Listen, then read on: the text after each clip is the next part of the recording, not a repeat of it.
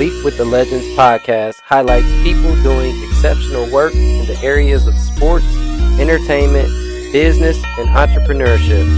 Make sure to like this video, leave comments down below, and subscribe to the channel. As always, be legendary or be lost.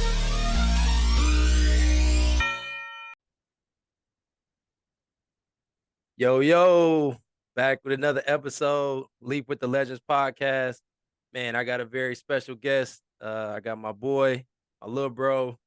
We got Chicago legend, YouTube legend, soon to be SWAC legend. I got my bro Chase Adams, man. Thanks for pulling up to the pod. Yeah. Yes, sir. I appreciate you having me. No doubt, man. So yeah, let's start off from the beginning, man. Like, you're born and raised in Chicago. You wear Chicago proud. How did that shape you on and off the court? Man, I tell people all the time, I hope one day my kids, had the luxury of growing up in the city. You just being there, you learn more than picking up any book, uh, and watching any movie, watching any video. It's just experience teaches you everything. And so being there, you develop like this sixth sense of just how the world's supposed to work. And when you go anywhere, they say if you can make it out of there, you can make it anywhere. And that's the truth for me. No, fact. So early on, like, I think you hold like the record for the most viewed basketball mixtape. Like, so 16 million views on one of your mixtapes.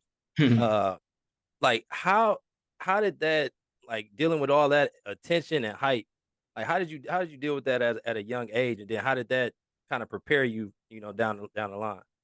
Well, I think the first thing about it, the most important thing about it was I was just playing, having fun. Mhm. So I hate to sound old, but I guess back when that started, there wasn't, hey, I'm playing here, hey, can you come record my game? Hey, can you come give me a mixtape after my game? It wasn't none of that. It was like completely organic. You just playing, you go through your series of games, you go through your season. And this is how it was for me. You go through your series of games, you go through your season, and then boom, hey, do you mind if we, drop a video of you? Mhm. I'm talking about Baller's Life. Yep, And, yep. shoot, he's like, of course, it was no rebuttal there. Of course you could drop a video, and then boom, it is what it is today. But nowadays, you see kids, not only kids, but shoot, adults. Hey, I'm working out at 8. I need you there. Hey, I'm playing at 6. Can I get a mixtape after the game? And then you see the mixtape, and 30 seconds of it, is the person walking around. You only get 60 seconds. Right, facts. So how much did you really do in that 30 seconds? So like I said, I hate to sound old, but I mean it is what it is. I think the thing about when it first started was you had to be doing something really good to get noticed. And then once you got noticed, you had to be that much better to actually be put on the platform. And so, it was just a testament to, I guess my skill as a kid, and my hard work as a kid, because I've always worked hard, whether people will say so or not. It wasn't easy, well, it was easy, but uh I don't know. It's just I was out there being natural, just having fun. It was no everything about it was completely organic. And then so I think that was the easiest part. But you asked how I dealt with it. That was the easiest part about dealing with it because I didn't ask for any of it. It just kind of happened. I didn't wake up like I'm gonna be extremely popular today, the most popular kid in the world. It didn't happen like that. I just did what I was doing any other day, playing basketball, and then some perks came with it. Got No, for Yeah. sure. So let's take it back even a step, further. So I think you've always been kind of naturally gifted, in basketball. Like, you always had a knack for it, just it just came quick to you. Yeah. So, but who were like those first people to, like, really, like, put the ball in your hands and, like, really, like, say, okay, like, Chase, you special, but you still have to, put that work in. So, like, who were some of those first kind of influences? If you ask my mom, she'll say that it was innate. Basketball is innately in my mind. Like when I came out of the womb, they talk about how I used to shoot dirty socks in the laundry basket, before I even went to a basketball game or knew what basketball was, could speak, could move really, barely crawling. Like they used to talk about how I used to do that all the time. But once I got old enough to realize what I was doing, I think it stemmed from my dad being a basketball guy, and then my brother played basketball as well. And so, going to his workouts and going to his games all the time, I was infatuated with the sport and I fell in love with it really, really quick, especially watching him play with guys like D Rose, Jerome Randall, Tim Flowers, Randall Hampton. Shoot, all those guys on that early Ferrari team, I fell in love with basketball since the age of 2, Mhm. literally. And I can remember that stuff like it was yesterday. Shoot, I got I have my own gold medal from them winning nationals in 2004 Oh, against that's the dope. yeah. So I sat on the end of the bench while Jerome was giving them boys 30 at the Milk House in Orlando. So I'm only like 4 years old, but I'm understanding what's going on. I'm Yep. understanding everything. So from that point on, I already knew what it was. I didn't even like any other sports. Man, that's dope. That's dope. Yeah, and just some of them names that you name, like, Jerome Rand. I know obviously you still, still cool with him. Yeah, Work out. that's my big brother, literally. Absolutely, absolutely. And I follow him online as well. And like some of the workouts he be doing, I'm like, yeah, damn. Like, it's he real with it, but he gonna It's keep it real. extremely rare. He gonna keep it real, and he gonna push you to make sure that you can get to that level that you need to be at. So for sure, for sure. So 100%. so you mentioned your brother, and Mhm. before we go any further, I want to say, rest in peace to your older brother. And I Oh, know yeah, I that was appreciate it. for sure that was probably the most difficult time, in your life. So just talk about, losing someone that you looked up to, who you admired, and like what was your mindset like kind of in like during that time? I mean, during that time, it was, tough and hard. All of the words, all of the adjectives that go along with that, with those words are pretty much everything that could describe my mental space. It was extremely difficult, especially because, with somebody. Okay, so if for people that don't have an older sibling, especially an older sibling of 12 years, 12 years apart, 12 years older. So this is the way it worked for me. I have a father, obviously. My dad, Yep. best dude in the world, coolest Shout dude out in the world. Tom. Yeah, for sure. Yeah, shout out Shout out Tom. Keisha too, though. Got Yeah. yeah. And so, with that being said, everything that my dad does, he's the authoritative figure, the most authoritative figure that I have. But with my brother being 12 years older than me and at an age where he was, right there, right, right past his early adulthood stages, my dad kind of gave him the keys to making sure that I was good at all times. So he became like not only my big brother, but just like that step under my dad, where my dad didn't have to worry about nothing. He kind of just made sure food was on the table and everything else, and then everything in between was, kind of my brother's job. My brother's name was Drake, so that was Drake's job. And so, at that time, I just started high school.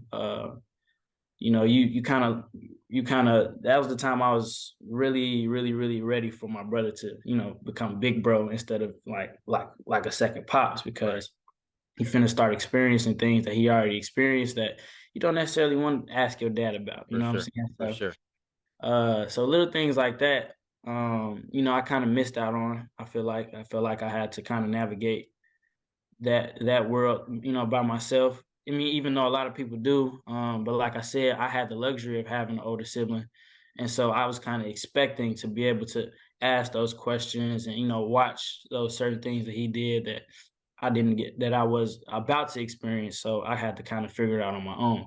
And I'm not saying I didn't have people like for example, I mean, like you, big bro, for sure. I know for a fact I could call you whenever I needed to, Oh, but I didn't know you at the time. But I'm just using you as an Yep. example. I had people like you in my life at the time, but like I said, it's just different when it's your sibling. You with him every day. You talk to him every day. And that's just outside of basketball. When it came to basketball, anything he said was gold to me.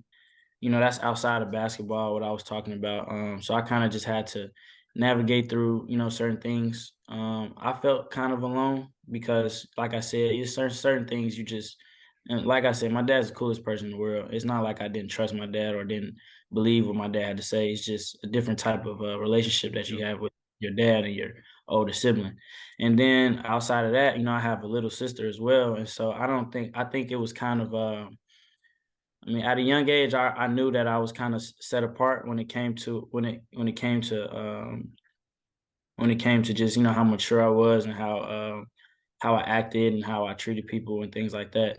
And so I think one of the first things that I thought about was how would I be able to fill those shoes for my little sister, because now I'm the oldest and now I'm her oldest brother.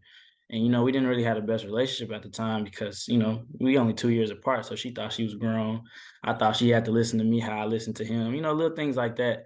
A lot of people don't really understand. It's hard to explain just because it was a more personal, more on a more personal level. But in the best way I can, I was pretty fearful of how I would be able to fill the shoes of my brother as the oldest for my sister, and something like that. A lot of people don't really think about it at a young age, and I was thinking about stuff like that early. And then, like I said, when it came to basketball, my brother had so much experience on the court, and he had pretty much stopped playing at an early age because he knew that he wasn't going to go super far with basketball as far as professionally, or anything like that. So as soon as college was over with for him, he put pretty much all his energy in towards me. And so, you talk about that Baller's Life video. He was the one that was in contact with Baller's Life. It wasn't my dad. He was the one that started my Instagram page. I didn't make a single Instagram post from seventh grade to the time he died. I just watched him do all that. I didn't even have an Instagram app. I wasn't allowed to. Um, and so he was the one that, made my name Chase Courage and every base layer of my brand, he did. And I took note and watched how he did it. And I kind of I've tried my best. And I think I've done a pretty good job. I've tried my best of keeping it going. Oh, for sure. Um, but yeah, like literally pretty much every base layer of knowledge that I have, outside of that comes from outside of my parents, came from him. Man, that's heavy. That's heavy. That's heavy. Yeah.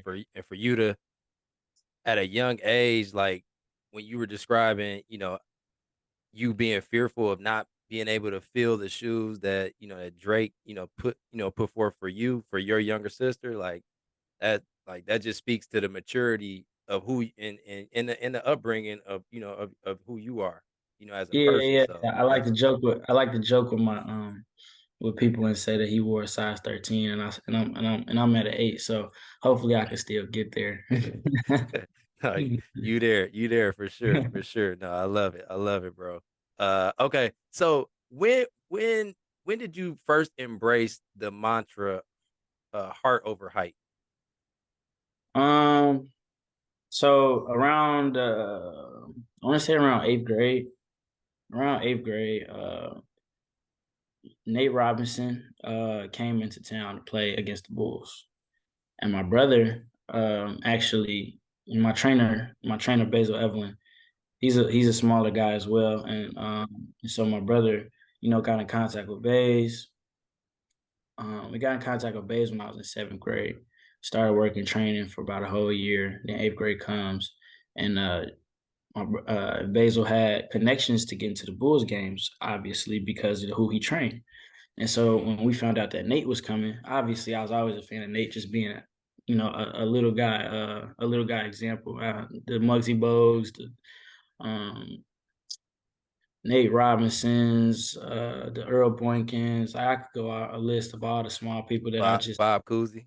Bob Cousy. I love Bob Cousy, I man. remember I was shocked when you told me that. Bob Cousy, like when I was a kid, like he was like you couldn't tell me he wasn't the best player that I ever seen in my life. Just because I understood that he was the first person to do all the stuff that we all now try to do, like Fact. the flash, but doing it in a way where it wasn't really flash. It was like people don't understand. So one thing I'm going off topic. The No, one we thing good, we good. We chopping it that up. irritates me about people is I've never had to learn how to be small.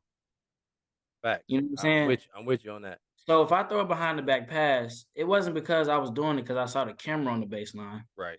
Because first of all, it's gonna be a camera at all my games anyway. It's been like that since I was little. Yep. Humbly, humbly. If I threw that behind the back pass, it's because I know the dude in front of me is probably 6'7", 6'5".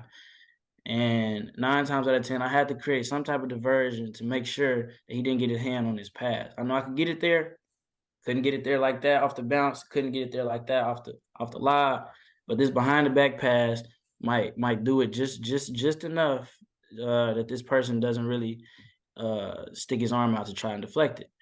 But that's what irritates me about a lot of people is I mean, something as little as a no-look pass. Mm. You can't look at somebody, then turn your head, then pass. It don't work like that. That's not a no-look pass. Now that let me know you was doing it for the flash. You know what I'm Right, saying? right. You would have had to see that play happening, developing as you was coming down the court. You had to know where your play. That's just a feel, Yep. and that's like not only a little person joke, but I mean not only a little person tool. You know, it's a tool for all basketball players. But I got to that point because people, that are not my size will always try to not always, but try to tell me how to do certain things. And I take heed to everything, pretty much everything everybody says. I listen to everything, I hear everything, but not everything I'm gonna agree with. And especially when it comes from somebody that might be 6'5" and never was in the body that I have, you know what I'm saying? So, Yep. uh, like when somebody like Jerome tells me something, it's a little bit different than when somebody like I don't know, Steph Hanna. You Yeah. know, it's just two different body types. And I know Steph Hanna did what he had to do and how it had to be done every single way, Yep. played at every level that I wanted to play at. But the thing is, he was never my size. So if he tells me something that Jerome might tell me, I might listen to Jerome a little bit more, or I might hear him a little bit louder than what how Steph. That's just an example. No, I hear you. No, facts, Yeah. facts. And that's I think that's how we connected, when you came over to, the playground elite. 100%. If you tell me something, I'm gonna listen to it before Ika Al tell me something. That's just how it went. No, facts, facts. Yeah, it is like because so when I graduated high school, I was 5'2", 123 pounds. And I was captain of the team. We won back to back state championships. And I Mhm. remember I had a write up because I had scored like 5 or 7 points in the championship game. I had like big time three or whatever. So like the the tagline was Mr. Big Shot. And then one of the quotes was that I had, it was if you're small, you can't have a small heart. And Yeah. it's like, and it just and then once, obviously I knew who you were before you came, over there. But then once you came, I'm like, oh yeah, I rock with Chase, you know what I mean? And then it was like Right, right. who you were on the court reminded me so much of myself. But then off the court, we just jam. I'll give you the aux chord in the Everybody likes to bring up the Oscar days. the aux, I used to have the Vans rocking, but I no, have a it's hard just time I have a hard time getting on the aux in practice. They don't rock 'em music rock like 'em. that. But no, it's just that type of connection that you have, like you said, just the relatability, right? Like, Yeah, that I've been through some of the things that that you're gonna see and face. So just that relatability. So, I appreciate you for, trusting me and listening to the advice that I had.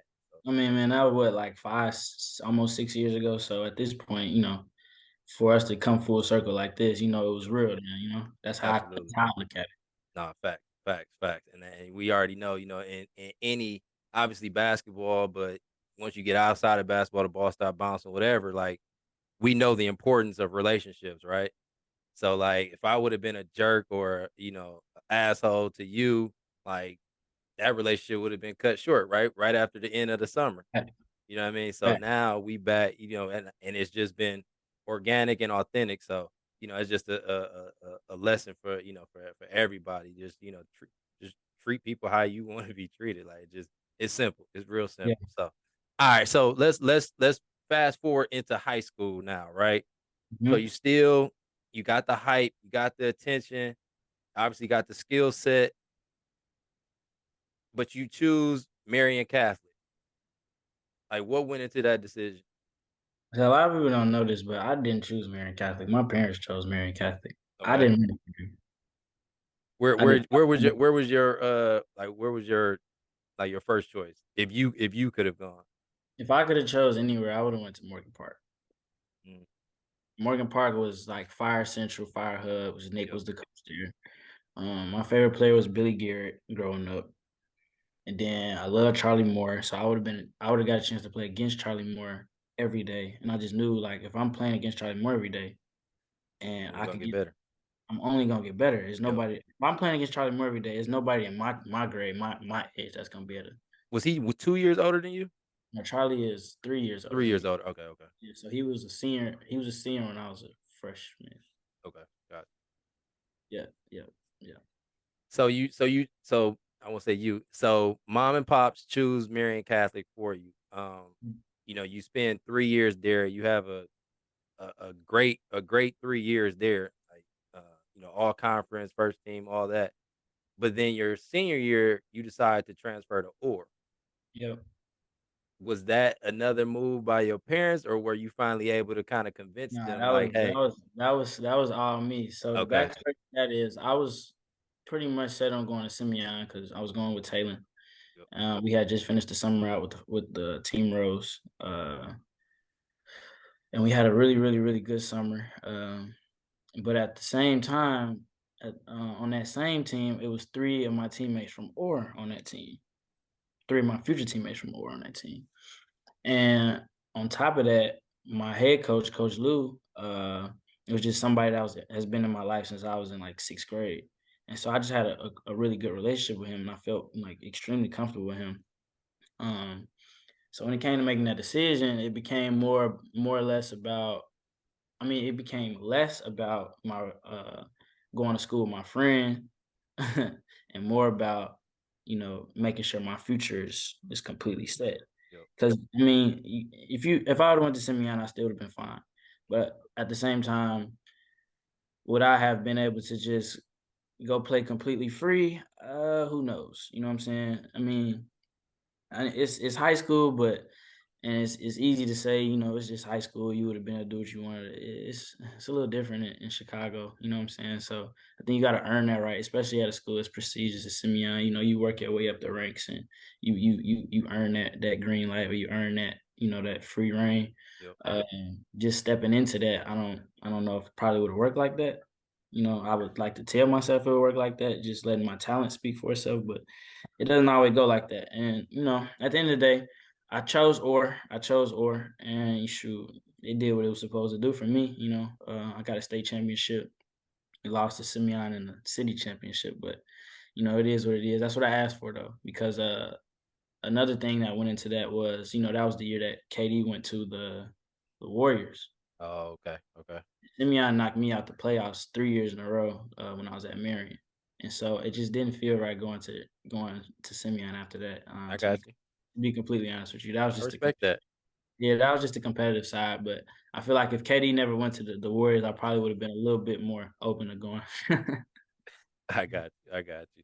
Yeah. So so like you said, the decision ended up, working out in your favor. You win a state championship, you get that gold ball. Um, you were MVP or co MVP? Yeah. So I was co MVP.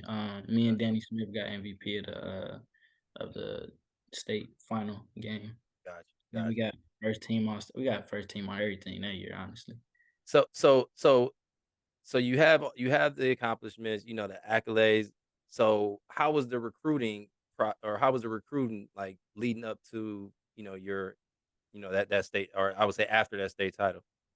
Recruiting was okay. Mhm, So recruiting was okay. I had been getting offers. So it was okay. So this is how it went. When I was a freshman in high school, I got my first like three offers from like my first offer from Bradley, my second offer from like DePaul, and then I got an offer from Illinois. Like all within like my first not even didn't even I hadn't even stepped the foot on high school campus yet. mhm, And so obviously going into with that that type of confidence going into high school, you kind of think that by junior year I'm gonna have Duke or Kentucky or something like that. Right. Right. But things happened and it didn't go that way. Um, and so once you get to your senior year and you're getting recruited by schools, I was getting recruited heavily by UIC, Oral Roberts, Southern Utah, and these are three that I just remember specifically, just because being young and not really knowing how college basketball work is.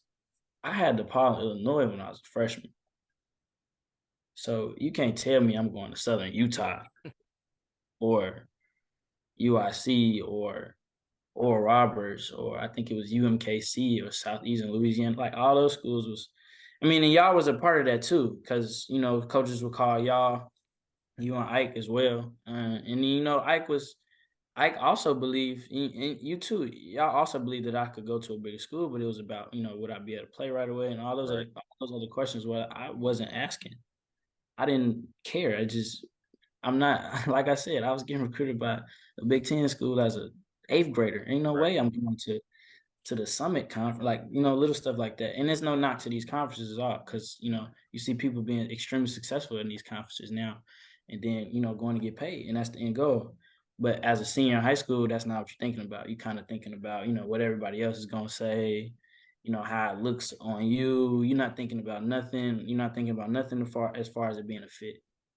And so, with that being said, all those schools is recruiting me, and I'm just like, you know what, I'm gonna take a chance and go to prep school anyway.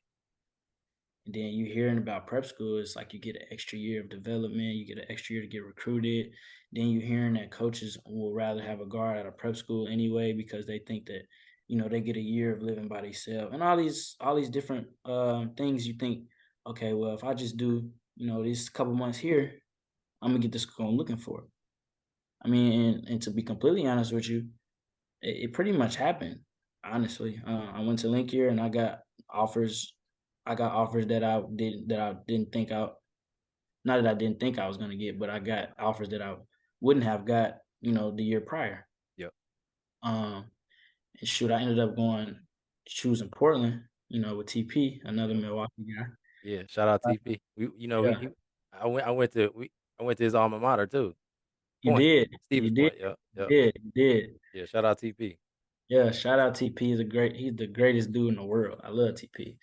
Uh, so I chose Portland over way bigger schools than Portland, solely because of the fact that I'm like, so I had like this little list coming out of prep school, and I was like, I gotta play for a black coach, I gotta play for a point guard, and I gotta play for somebody. I gotta play for a black coach. I gotta play for a point guard, and I gotta play for somebody who played professionally, just because he's gonna help like teach me how to be a pro, and not only teach me how to be a pro, but help me get to the next level as well after school.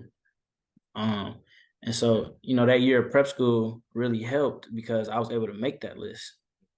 But it also, did something to me where it was like, all right, maybe you might be overthinking a little too much. And so, with passing up those schools, just solely because I might have passed up a school solely because it wasn't a black coach, or then I passed up a school solely because he didn't play the point guard position. I literally passed up schools solely because they didn't have either three in the coach. You know what I'm saying? So once I found TP, once TP found me, shoot, I found TP as well, I guess. I rose past the way they were supposed to cross. It was like, yeah, I'm going there. Like I took a visit, but I really didn't even need the visit because I felt like this was the person that was going to do what it was supposed to do. All-star, Yep. NBA. Yeah. Like he exceeded every expectation that I had on my little list. And so, yeah, I go to Portland and I had a successful first year. I can't say the same about the second year, but first year was, all it was supposed to be. And, had he, if it wasn't for him leaving the second year, I probably wouldn't have went back after my first year. Mm. Oh, Yeah. so he left after your freshman year? So he got fired halfway through my second year, and had I known that, I wouldn't have went back. Got you. Got you. because there was so many schools I was trying. Like, I had a really good freshman year. Basically, okay, my freshman year basically solidified that I was able to do everything that people question. Yep, absolutely. I don't know if you remember, but I was getting recruited by some pretty big schools in high school. Yep. But it was literally he say, she say, word of mouth, no offers, only because they were worried like could he do this on the next level at the Right. side I was at. And so, once I was able to show that, it was like, oh, what you gonna do next year after my freshman? What you gonna do next year? You gonna stay? You gonna enter? All that to all those questions were there, and me and my dad, we just like, why would all the success I just had this year, why would I leave anyway? Why would I go anywhere? Yep. But it didn't pan out the second year the way it was supposed to, and then things happen how they happen, which is that's just how my plan went though. So then you leave Portland, go to Hmm. Salt Lake City Community College. Yeah. Were there or what other routes were there? Like, was there transferring to another D1? Was there other JUCOs? Like, what? Why'd you land on Salt Lake City? So when I was transferring from Portland, I like I said, I had a terrible year, but it was COVID year too. And I was just in a really, really, really, really, really dark space just because that was the worst I had ever played basketball wise. I don't think I really questioned my skill or anything like that, but I questioned whether how much better I could get. You know what I'm saying? Because I have been working really, really hard, and I always worked really hard. Yep. It was like, how much can I actually do? How much more can I actually do? Within the sport. Especially after having a year like that, you start asking yourself a bunch of negative questions. You start questioning pretty much everything. But like I said, uh, I get to the point where I'm entering the transfer portal, and weeks go by, and I'm not hearing from nobody. And I'm like, okay, what's going on?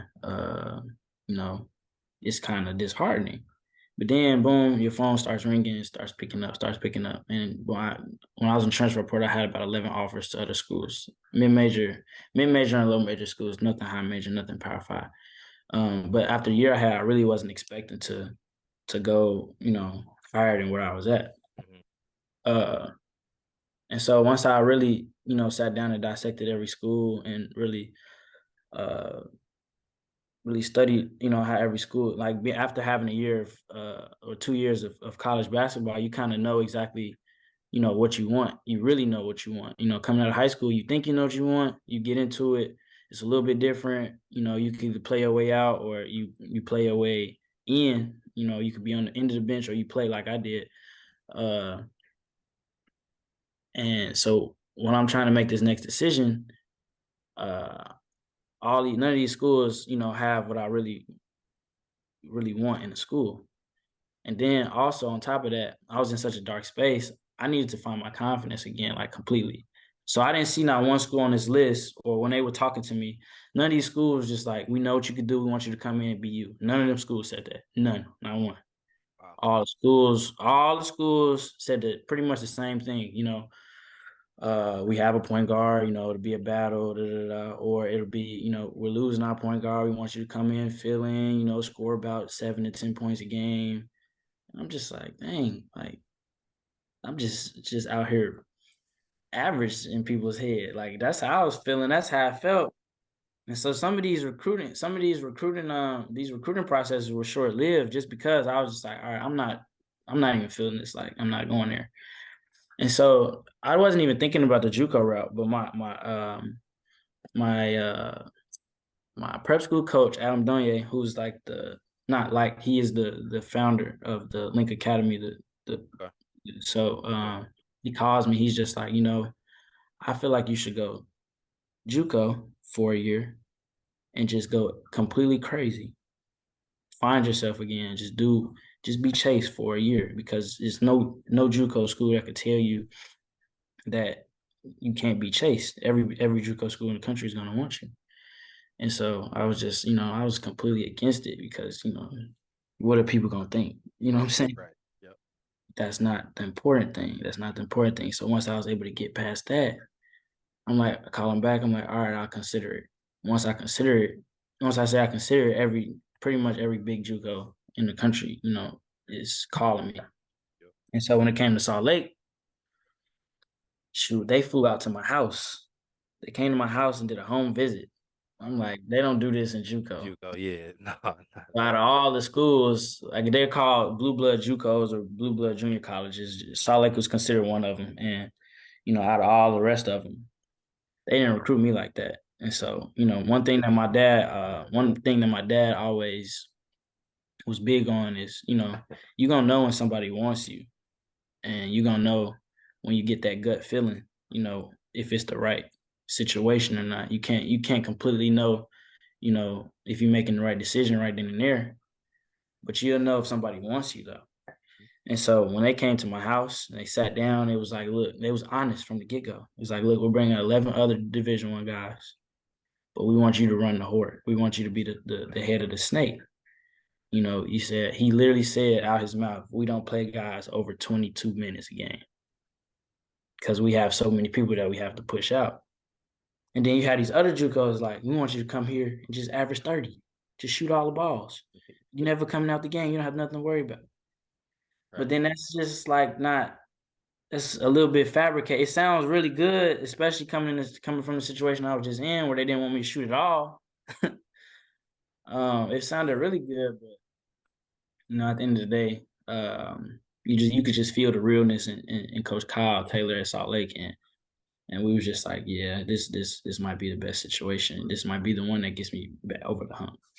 Man.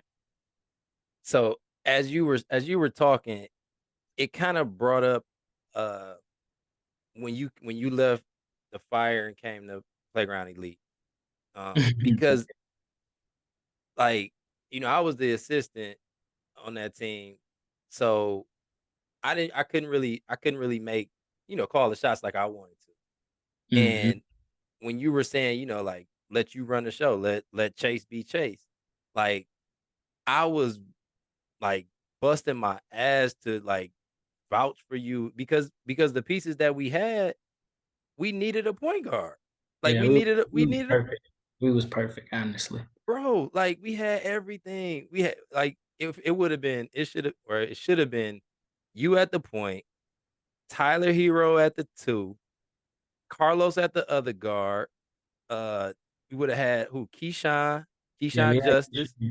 He with the Jazz training camp roster now. And Yep. then shit, you could put pretty much anybody at the 5. You had Plum, We had Big Boy. the We had 7-footer. yeah. You know, look, We had Plum though. That was my dog. That was I Plum love Plum him. was yeah, Plum was solid. I think Plum would have filled that role. He But the run the big ball. 7-footer, I forget his name. But it just went Adam Trap. Adam Trap, yeah. I think I still got that picture in my phone of y'all standing next to each other. But no, as you were talking though, I was just thinking like, damn, like I see it. Like you trying to make people that aren't point guards. And we Yeah, have like everybody's falling. we have the best, in my opinion, we have the best point guard in 2018. Like why aren't we playing him? Yeah. So like it just goes to show and just more of a testament to you how to just stay resilient and like just continue to battle that adversity, simply Mhm. because you're a smaller guard. Like there was no other reason why we shouldn't have been, inserting you at that starting point guard spot. And Right. you would like me and Big Pool would be on the sideline like we gotta get Chase in there. We gotta get Chase in there. Yeah, Chase I in know. I remember that. there. And as soon as you get in Kept, there, kept tapping me like, just stay ready, just stay ready, just stay ready. yeah, like then as soon as you get in there, oh, 8-0 run, 10-2 run, Yeah, boom, steal, I come layup. out. So, but yeah, no, it just shows, it's just as being undersized, we know we got to work twice as hard as the next person who's 6'3", 6'4", 6'5", or whatever. Yeah, every single time. But no, I'm glad everything worked out. So like you said, you found yourself, you got your swag back, your confidence. You rocked out at Salt Lake, and then you choose Jackson State. Yeah, I know, So right? like you go from Portland to Salt Lake City Yeah, to a HBCU. yeah. And I So think and that now that you laid out the three reasons, I yeah. think I know why you chose Jackson State, but I'll let you kind of explain it. I mean, as you can see, like, you know, if you go back to what I was telling you, like how I was in high school when it came to choosing the school, Yep. the maturity, with making a decision to go to Jackson State was huge, like a big jump, right? Now, I'll talk about my three reasons and things like that, but if we're being honest, it didn't have nothing to do with my three reasons. Hmm, okay, let's talk about it. So, when I was getting recruited out of JUCO, I finished with like 15 offers. And so nothing Power 5, but American, West Coast Conference again, Yep. A10. So, you got some really good conferences that's right under Power 5. And so I wasn't really worried about that at this point. Now my whole thought process is like I'm myself again. Who's gonna get me to the next level? Um, I get a call from Jackson State, and it's Trey Johnson. Gotcha. So Trey Johnson calls one of my old AAU coaches, Corey Bradford, and Corey's like, "Hey, would you consider going to HBCU?" And obviously, I'm gonna say, "Yeah, of course," but in the back of my head, You like no, hell no. because I'm going through a recruiting process. Yep. So you're going through the recruiting process, and you like to feel wanted. Yep. You like to get the calls from the coaches. You like to, hear from them. It gets overwhelming eventually, especially when it's around that time to make a decision. But you like to, hear them, make you seem like you that guy. Mhm. And so Coach Trey calls me as real as possible, the most realest person in the world. Him and Coach Mo, some of the realest people I ever met in my life. And this is the reason I feel like it's the reason why I'm here. He called me like, look, uh, Coach Corey told me you interested in coming to HBCU. We ain't got all the glitters and the gold, but I play for the Lakers. I did this and they laid out his resume. Then he said, Coach Mo's the head coach. I know you know about Coach Mo. And then we got this assistant coach Coach Adams laid out his resume. And I'm like, this is a all-star coaching staff, For literally. sure. For sure. So a lot of people don't really know this. Like Coach Trey, the one that initially called me, he played for the Lakers with Kobe. Mm. He's from Jackson, went to Jackson State, uh won a SWAC in 2007. SWAC Player of the Year, averaged Yeah. 25. So I think he's still among I can't remember the exact number, but he's still among the top tier as far as leading the country in scoring. He averaged like I want to say 26 in the country, 26 points a game, Fuck it. and that's still like some of among like the highest averages ever. Yep. And so, like literally, when you say a bucket. If you could ever pull up any of his film, it's just like he's just out there easily just putting on a clinic, right? And so he's telling me all this, and as he's telling me this, I put the phone on speaker. I start googling this.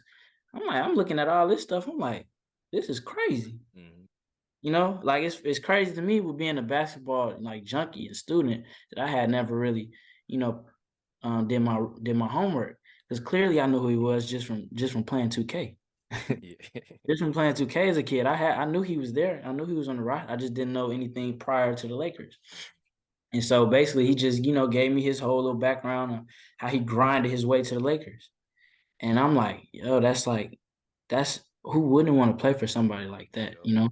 And then you flip it over to somebody like Mo. He was the man on that high school team. Coach Trey was on his high school team as well, but Mm. he had to go to a JUCO, go to one school, transfer to another to all he went to JUCO, went to Alcorn, transferred from Alcorn, sat out a year at transferred to Jackson State, sat out a year, and then he came back the next year, averaged 25, then senior year, averaged 26. Yeah. So it's like you see the steps that he took to be successful just for those last 2 years. And Mhm. then you got Mo on the other hand, who was, McDonald's American, all everything, one and done or two and done. You know what I'm saying? Still it just lets you know that it's different ways to get downtown. You know what I'm Yeah. saying? That's my dad's favorite quote is 1,000 ways to get downtown. And that was just like a testament to it. You got them both hands over here. And then our third assistant is Coach Tyler Adams. We not related, but we like to tell everybody we are. Uh, McDonald's All American, committed to Duke out of his senior year, decided not to go to Duke, went to Georgetown, and he gets to Georgetown and ends up with a heart problem, but he was going to the league. So that's three people. You know what I'm saying? That's three people with the experience of getting to levels that you want to be at. Yep. So in my head, and this speaks more to the maturity as well, um, there's nothing that they can't tell me that I shouldn't be listening to. Mhm. And so you look at other coaching staffs where, you know, not knock any other coaching staffs, but you look at other coaching staff where the only person with a resume is the head coach, and then the head coach might not have ever played. He just has a coaching resume. Yeah.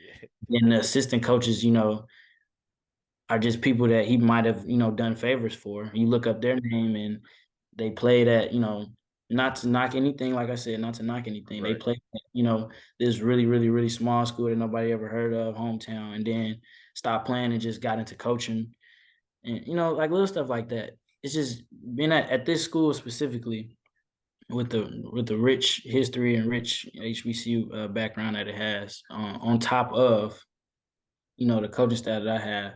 I didn't even look at the roster because it wasn't a roster. I was the first one to commit when they first got the job. Wow. It wasn't anybody here yet. My dad, my dad kept asking me, like, "You sure you want to do this? You don't know who you're gonna be playing with."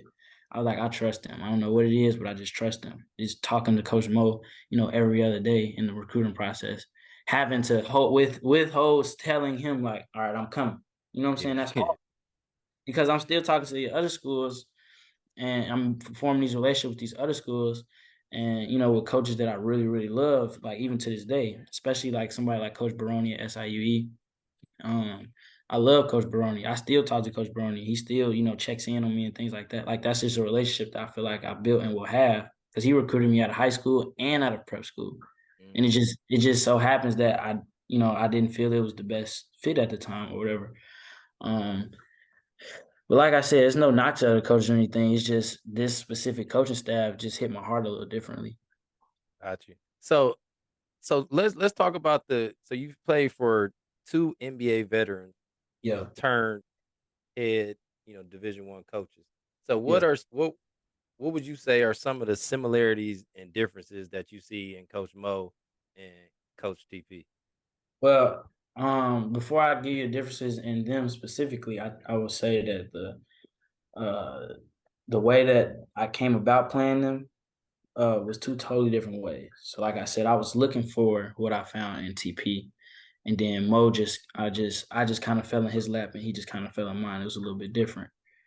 But when you talk about the similarities and differences, when it comes to the way they run practice, you can tell that it's more like player coach is like a term that people use. Um, but they're actually player coaches because they understand, it's 3 days in a row of 2 hour Grind. practice. Yeah, the grind. Yeah. You know what I'm saying? 3 days in a row, 2 hour practices. All right, we might need to tone it down a little bit. We went really hard on Monday, might need to tone it back a little bit on Tuesday, so we go hard again on Wednesday. Like that stuff is real, in my opinion, and that stuff is a necessity because you got some coaches that never been in that battle, in that heat, Facts. and they Facts. like, all right, get on the line, you running for 3 hours straight, Monday through Thursday, Monday through Friday. Like you gonna deteriorate. You know what I'm saying? But you're not gonna be able to get to that. You're talking about playing through March. You're not trying to lay down in February. And so yeah, another similarity is you could just watch them. I could sit back and just watch them walk around and watch how they move, and you're learning, literally learning how to be a professional. Mm. Like I done been around TP. I done watched him code switch. I done watch him. He talked to me like he from Milwaukee, but then he had to go talk to the AD. Like it's Terry Porter of the Portland Trailblazers, Terry Porter of the Portland Pilots. Same with Coach Mo. I didn't seen him. I didn't sat with him in his house, and we sit there and we just chop it up about anything. Mhm. Then when he has to be Mo Williams, the Mo Williams, he knows how to put that suit on and change up. You know what I'm saying? But a thing about them that I really respect the most is I said code switch, was probably the word that I shouldn't have used, because they don't change at all. They still themselves, completely themselves. Just maybe the wording might change just a little bit, or the way they say things, or the delivery might be a little different. Got Um, but literally, playing for it's not too many people that can say that they had the luxury of playing for two NBA, prolifics, yep. uh, in their college career. No, that's special. That's special. So you're very marketable. Uh, Obviously you've had a lot of attention, a lot of hype, around you for a long time. So like, how does that affect like your NIL? So like, can you talk about like how NIL has helped you? Yeah, so NIL basically just, um, keeps money in your pocket, honestly. You kind of see uh, how NIL works at other schools, and like these bigger schools. You basically, the money that's been given under the table is now just being put on top of the table, and you make an Instagram post, and boom, you got a lot of bread. But in my case, it doesn't really work that way at HBCU. Which was something that I had to, make a decision with. That was one of the things that I had to, within the recruiting process. It was easy for some coaches to tell you we would be able to get this amount of number for NIL, get you this amount of number for NIL, and I had to kind of, pass up on that to, with the aspirations of bettering my future after, college basketball. At the end of the day, I don't ever regret anything like that, but I do know in the back of my head I could have made more. But when it comes to being here, like you said, it's just to my advantage that I am marketable, and I did, like with the foundation of my brother, um, I was able to continue building my brand, and continue, being somebody that people liked, or like will want to be a part of their brand as well. And so for the most part, NIL deals that I get are all solely based off of my name, or my image and my likeness. Uh, I don't really have that much of a luxury when it comes to the school being able to um, provide the NIL deals like a lot of schools do, or like a lot of these bigger schools do. But I feel like that's also something that we can help change. Um, and I think that's what, like I said, like I said earlier, it's always bigger than you. Yep. Every decision that you made, every decision that I've made, I feel like happened for a reason.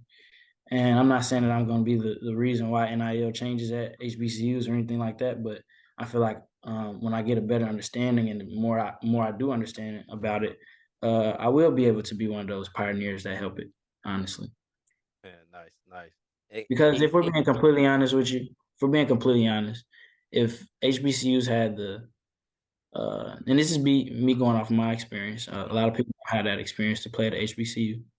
If we had the same amount of money, the same amount of resources, the same amount of facilities, the same, literally the same anything as any of these Power Five schools. The Power Five schools wouldn't get, our players, especially the top ones. Everybody wants the feel of a HBCU homecoming. Everybody wants the feel of something like watching the band at a football game. Like it's just little things that I'm gonna correct that. It's big things at HBCUs that you just know there's a difference yeah, when you walk on that fact. campus, compared Culture. to the culture is really rich. It's there. It's real. When people talk about that, I'm not lying to you. It is a real thing. Like the culture is felt as soon as you step on that campus.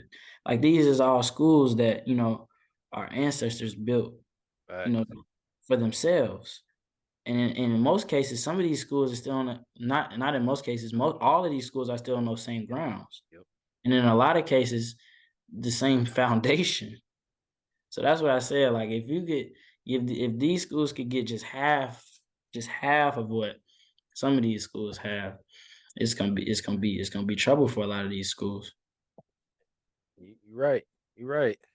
No, I got a lot of family I went to a PWI, but got tons of family who went to HBCUs, the Yeah. Howards, the Russ colleges, the Alabama A&Ms, Mhm. Grambling Southerns, like all of that. So, like, like when I said like right away, boom, that culture. Like I already know, Culture. like when I'm there, Yeah. like my mom graduated from Southern, and like from an early age, she was talking about, the Bayou Classic, going down there. Even I know when the we T. wouldn't go down there, she would still put it on TV, and Yeah. we would watch the Battle of the Bands. Mhm. So just those The type man's of at things. halftime. 'Cause, I let me brag on my school a little bit. I got the best man in HBCU. We got the Sonic Boom. I ain't Yeah, never heard nothing like that. I could tell you coming off campus after a late practice, you hear them you hear them, like, literally miles away. It's a real thing. You ride with your windows down, you're gonna hear the Sonic Boom practicing at nighttime, and it's the craziest thing ever. You can hear them from my teammates' apartment. You can hear them from my teammates' apartments, sitting outside. You hear, "Oh, the Sonic Boom practicing." It's the craziest thing ever. that's Like, they're tough. literally called the Sonic Boom of the South because you can pretty much hear them from wherever you at if you're down there. No, I love it. I love it. No, that's cool. That's cool. So the preseason kind of swag honors, they just they recently came out. So they got you slated, for preseason first team all SWAC. So like Mhm. what are your goals individually and then as for the team for this upcoming season?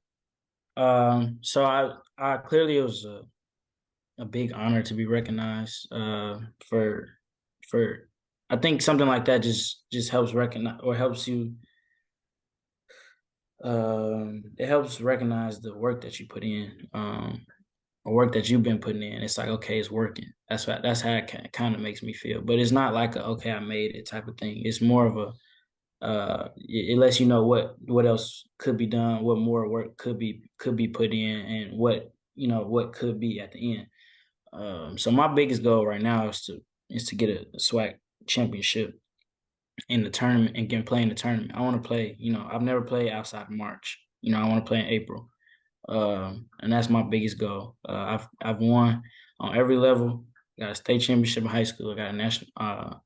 I got a city championship in grade school. Got pretty much every championship you could get except for Peach Jam and AAU. So this is my last little piece of hardware that I need to get, which is a SWAC championship, and then I want to make a run in March. I don't want to just make it to March Madness. I want to actually make a run, and then I feel like with being the point guard of a successful team, especially like what I think we are, which is a successful team. The individual goals and accolades will come. Yep. You know, I know I hear people always saying, you got to speak what you want or write it down and things like that. I've always done that. But this year I've kind of just taking a different step mentally as far as how I've changed everything. Literally everything that I do it's changed from the way I eat to the way I think. So I feel like this year I'm just gonna put my head down, work, and let everything speak for itself. Man, I love it. So Yeah. what's the change in diet? So changing diet, I don't eat meat or dairy anymore. Really? So vegan is the word, but I'm trying to go alkaline. Alkaline is the way I want to go. Uh, yeah. So I feel completely different. Um, What you about, what, 2% body fat now? Shoot, probably. So I remember I weighed in. I did my body fat when I first got home. I first changed in March. I first started changing. Started making my changes in March when I first got home, and I was 9.7 body fat. And then by the time I left in August for this upcoming school year, I left at 4% body fat. And it's not like I'm not eating or anything like that. I Yeah, still eat no. the same amount of meals. I'm just learning how to, get those same proteins and same nutrients within plants instead of uh, meat. Uh, something as little as knowing that you could get the same protein in an avocado that you can from eating a steak. And I know it sounds crazy trying to compare avocado to a steak, but it's just the world we live in. It's the way we've been programmed. And like I said, I've always felt set apart, and I feel like this is something that's going to continue to set me apart. The way Yeah, like I said, what I put in my body and how I think. man, I love it. I love it. Oh, that's dope. That's dope.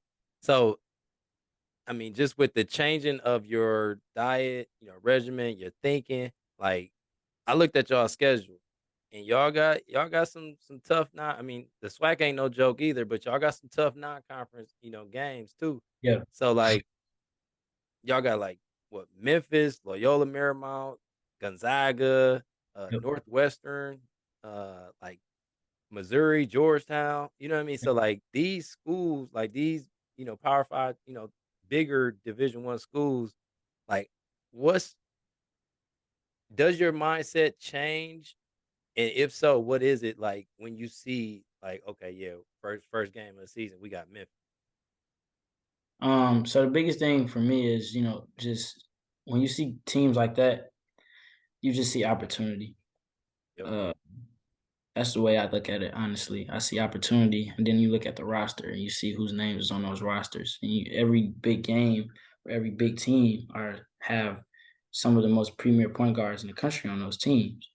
And so, from the name of the school, you see opportunity, and then you see the name on the roster at the point guard position, even more opportunity. You know what I'm saying? Those players, they all know me, they all respect me, because I've seen them before, I've played them before. And, just because they're at a bigger school doesn't mean they, don't get up in the morning and put their pants on the same way I do. facts, facts. And then, we just get to see who put the most work in over the offseason. Hey, it is what it is, and So it's all. I know that was the shortest probably answer that I've had, but that's the realest one of all. So and to be and I, honest, and I and I figured you would say something similar to, "Hey, they got to put their pants on just like I put my pants on." You know mhm, what I mean? And yeah, that's just the edge that you've always had, and yeah. I I felt mean, whether all, they put their all shorts on first or their jersey on first, hey, it is what it gotta is. have it on. Between them lines, shit Yeah, is kill or be killed, and we already know how exactly. that go. 100%. And then that goes back to Chicago. That's just the Chicago part. That's just the Chicago edge that was just embedded in me. Yep, yep. All right. So Chase, man, I know it's a Saturday afternoon, man. I'm taking some time out. So I got 5 rapid fire questions and then we're gonna wrap up. I bet we could do this all day. I'm chilling. All right. All right. So first one I got, and I know you a sneakerhead. We ain't even tap into that. We ain't even tap into Oh the yeah, the we got fashion to and the talk about sneakers. that. And so matter of fact, we ain't gonna go into rapid fire just yet. What's your sneaker collection? What's your count up to? So I have Roughly. I shoot this I got the number in my phone because I counted Okay. actually. But I missed the ones that was in the garage. I got a lot of shoes that's just in the garage that I don't actually wear no more. But as far as like the ones that I have in my closet and that are tangible, I can touch right in there is 153. Yep. And I don't know if it was you or Jordan. Maybe it was at around the same time, the same summer. But y'all were like y'all was on Jordan ones early. I've always been on Jordan ones. That's so like I Maybe it said, was you then. It must have been you. anything my brother did, Mhm. I copied. From the music I listen to, which Yep. uh, to the way I wear my clothes, to literally everything. If I could remember it, I'm doing it 100%. So my brother used to stay with ones. He stayed with ones. His favorite shoes was ones. He stayed with threes. He stayed with fours. And so, my collection is solely based off of what I could remember. And Yep. then also, I try to get as many shoes as he had. To it's like a little thing I got in my head. Let me get all the shoes that he had as much as I can remember. And I'm really close. I'm almost finished, to be honest with you. That's dope. I think once I get those, I'll be good on shoes for a minute. I got too many shoes, to be honest. I'm having a problem trying to figure out. This is the one thing about it, being a shoe head or having a lot of shoes is it gets to the point where you got so many shoes. that go with your outfits, Yep. you don't know which ones match your outfits at that point no more because they all go. Now you're trying to figure out which. It's not that hard of a decision to be honest. You just I hear you. overthink. I'm with you. I'm with you. I ain't got 153. I'm not gonna disclose my number online, but I'm pushing 100. I'm pushing 100. Yeah, yeah. Yeah, yeah, yeah. But My size been the same since 7th grade, so I've been collecting for a long time too what now. you at 8.5? Yeah, 9, 8.5, 9. 9. Yeah. Okay. Yeah. Yeah. And that same with me. You know what I mean? Like like shit. I've been wearing a 10 since what, sophomore year of high school. Yeah, so you And know. then like, even like in college, like Stevens Point. So remember the magazine East Bay? Yeah. So East Bay is 30, like the East Bay headquarters is 30 minutes away from Stevens Point. Oh, so y'all stayed over there. So they had the East Bay retail, but then they had the East Bay outlet. Oh, so y'all had the discount. Bruh, when I tell you, like at the outlet, they had a table, probably, I don't even know how long, but it was a huge table. Everything on that table was $20. Mm. So I'm talking about like in college, like Yeah, I'm catching, penny ones, phone posits, like Jordan crazy eights, like all this for that 20 sounds like a bucks. crazy time. So and I wouldn't, and at the time I wasn't even collecting. So You like just getting shoes. I was just getting shoes, I rock them. And then at the time my dad had group homes. So like I would give them to the kid, the kids at the group home. Yeah. Just like I wear them during the year, and then if I would come back home for the weekend or whatever, I literally would bring like a bag of shoes. I know you And wish you kept them.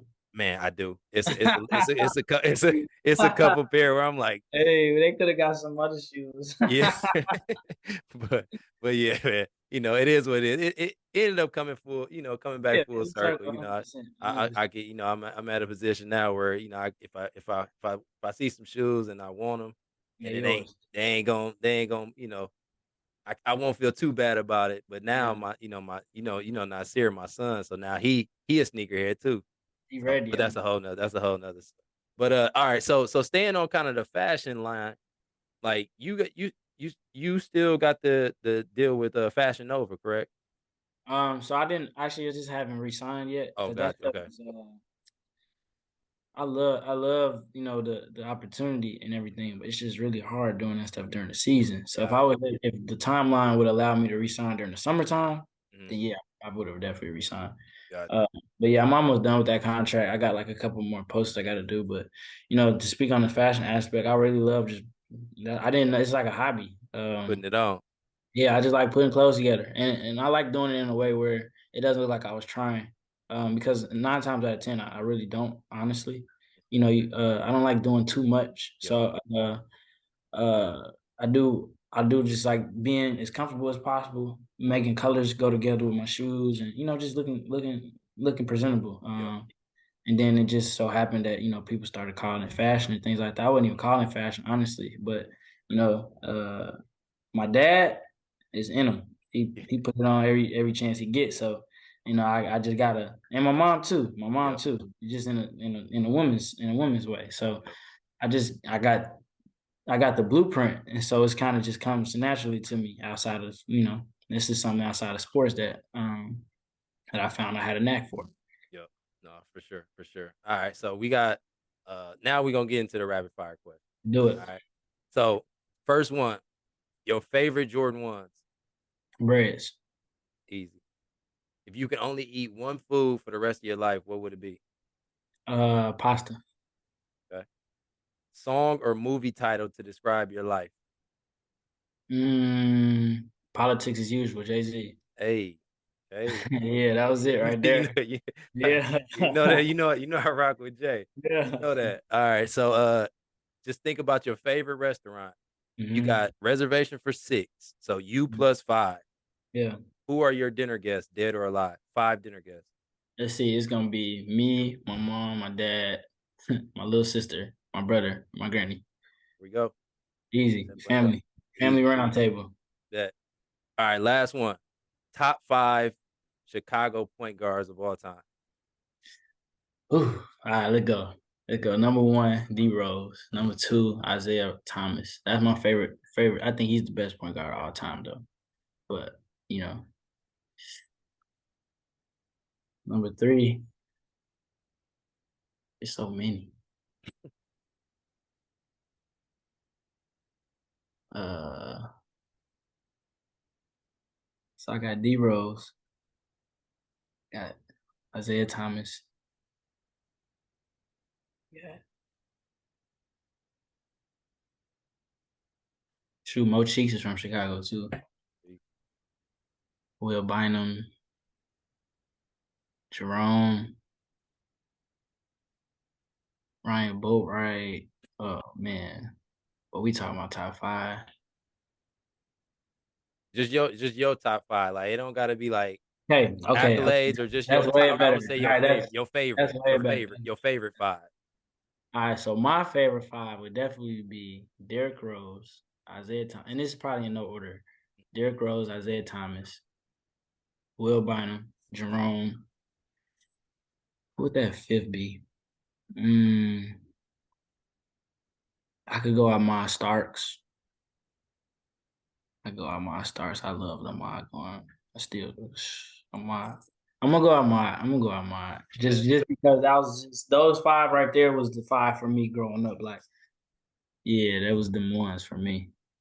Them boys, You got man. Tyler Eulis too, Yeah, yeah, yeah. right outside the bubble. But yeah.